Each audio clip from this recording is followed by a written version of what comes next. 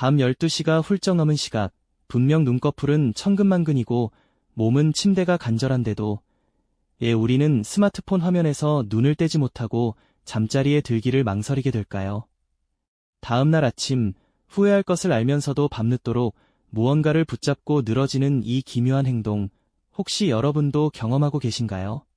우리는 왜 스스로 잠을 미루는 이른바 수면 복수를 반복하는 걸까요? 오늘 우리는 많은 분들이 공감하실 이 잠 미루기 현상 뒤에 숨겨진 복잡한 비밀들을 함께 파헤쳐 보려 합니다. 단순히 의지박약이나 나쁜 습관이라고 치부하기에는 너무나도 보편적인 이 경험의 이면에는 우리가 미처 알지 못했던 뇌와 마음의 섬세한 작용, 그리고 현대사회가 들이운 그림자가 깊숙이 얽혀 있거든요. 여러분의 잠 못 드는 밤에 대한 근본적인 궁금증을 해소하고 어쩌면 여러분의 삶을 이해하는 중요한 실마리를 찾게 될지도 모릅니다. 자, 그럼 먼저 잠을 미루는 현대인의 모습을 함께 들여다볼까요? 자정이 훌쩍 넘은 시간, 침대 옆 시계는 새벽을 향해 달려가고 있지만 우리는 여전히 손안의 작은 화면에서 눈을 떼지 못합니다. 웹툰을 보거나 드라마 정주행을 하거나 SNS 피드를 끊임없이 새로 고침하며 시간을 보내죠. 분명 피곤함이 온몸을 짓누르는데도 왠지 모르게 지금 이 시간을 포기하기가 아쉽고 억울하다는 생각마저 드는 겁니다. 내일 아침에 피곤함이 불 보듯 뻔한데도 말이죠.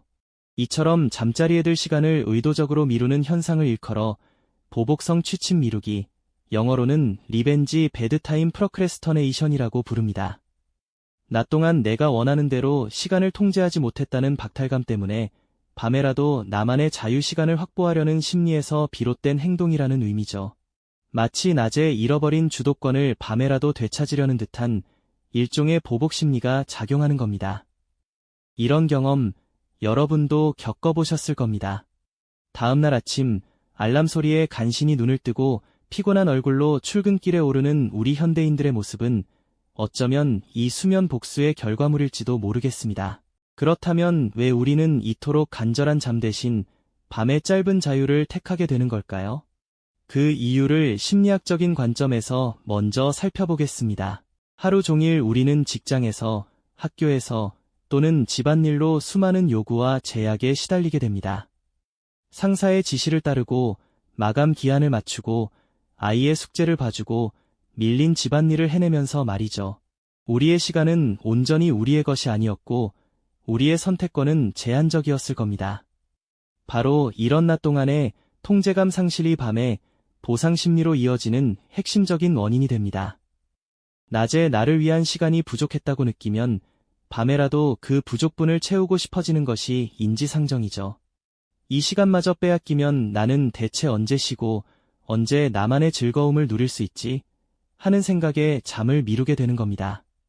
독서를 하거나 게임을 하거나 영화를 보는 등 소박하지만 오롯이 나만을 위한 시간을 보내면서 낮 동안 억눌렸던 자율성을 회복하려는 시도라고 볼 수 있습니다. 이와 관련해 심리학에서는 자기 통제력 고갈, 이고 디플리션이라는 개념을 이야기합니다. 마치 스마트폰 배터리처럼 우리의 자기 통제력도 하루 종일 수많은 결정과 인내를 통해 소진되어 버린다는 것이죠. 낮에 힘든 업무를 처리하고 스트레스에 시달리다 보면 밤에는 더 이상 합리적인 판단을 내리고 자기 통제를 할 에너지가 남아있지 않게 됩니다.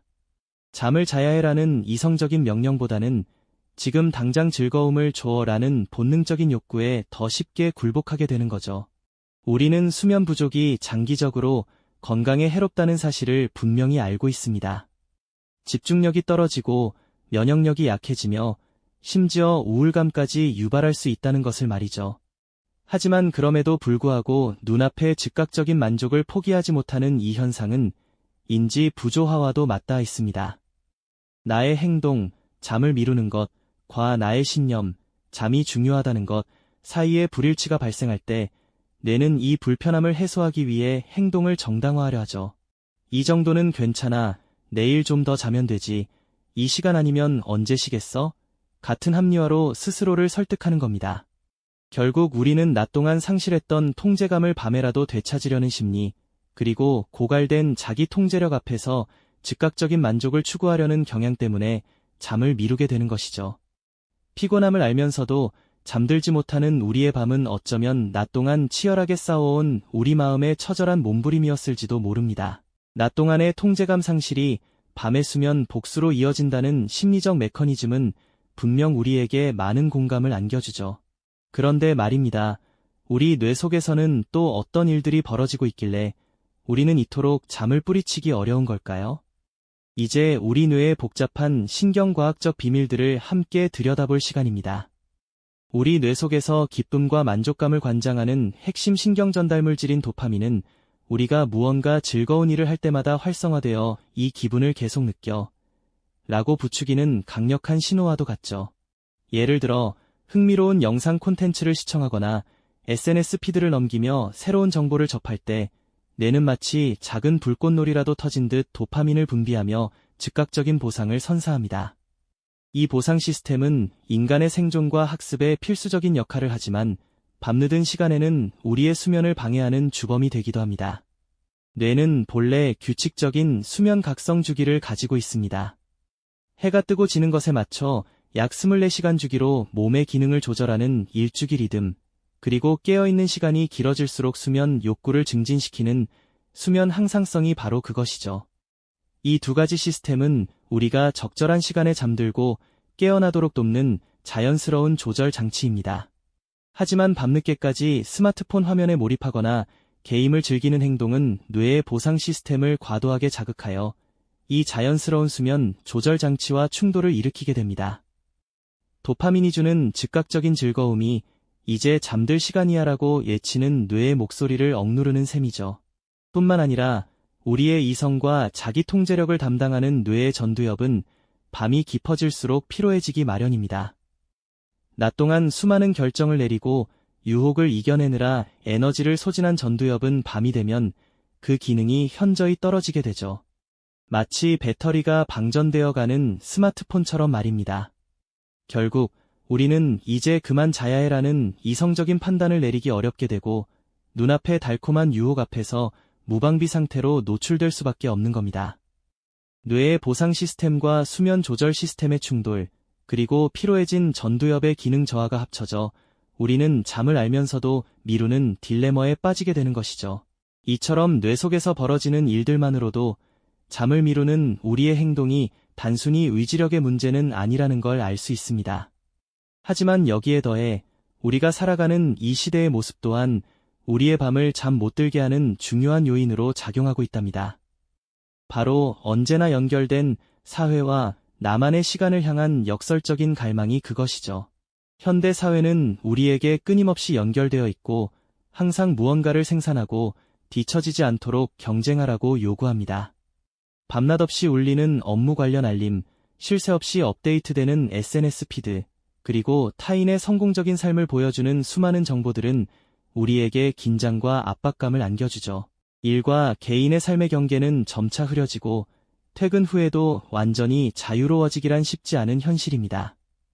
낮 동안은 직장이나 학업, 육아 등 외부의 요구에 맞춰 살아가느라 온전히 자신에게 집중할 시간을 갖기 어렵습니다.